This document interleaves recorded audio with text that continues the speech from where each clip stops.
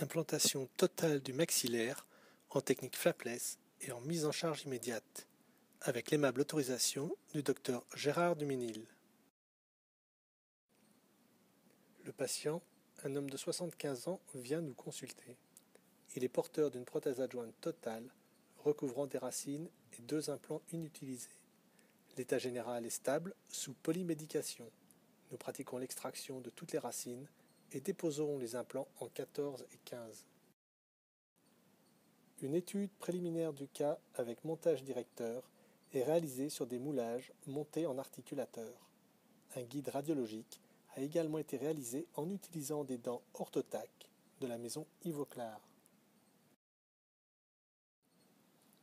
Un scanner est réalisé pour évaluer l'implant sous-périosté du côté gauche. L'examen ne montre pas de signe d'ostéolyse périphérique autour de l'implant. L'émergence muqueuse n'est pas inflammatoire. Nous renonçons à la dépose de cet implant en raison des risques considérables de délabrement osseux que cela pourrait occasionner. Une zone implantable est repérée sur les coupes 51 à 53. Nous voyons ici l'aspect muqueux après 2 mois de cicatrisation post-extractionnelle.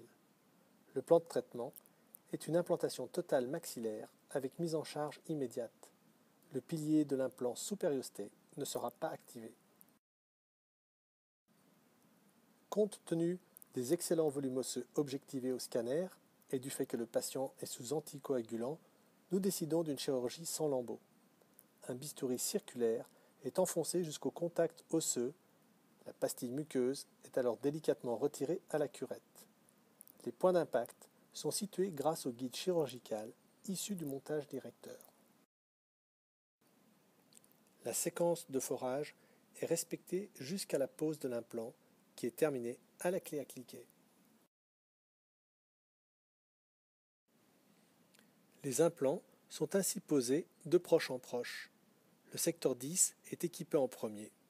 Avant la pose du dernier implant, l'anesthésie est pratiquée du côté opposé.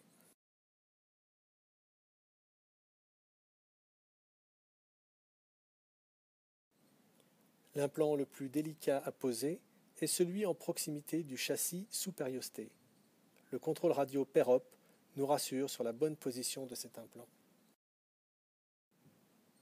L'implantation se poursuit en veillant à respecter une répartition optimale telle que décidée lors de la planification.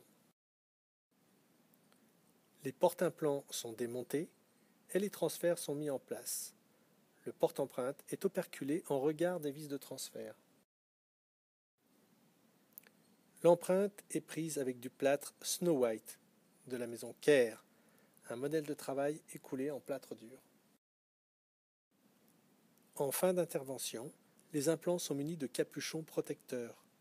À noter l'absence de saignement associé à un minimum d'effraction tissulaire. Cette technique présente l'avantage de minimiser les suites opératoires. Une gouttière garnie de résine autopolymérisable est appliquée sur les capuchons de cicatrisation pour obtenir des appuis rigides et non muqueux. Ce dispositif, une fois remis en bouche, permet de placer un arc de transfert, puis d'enregistrer la relation centrée.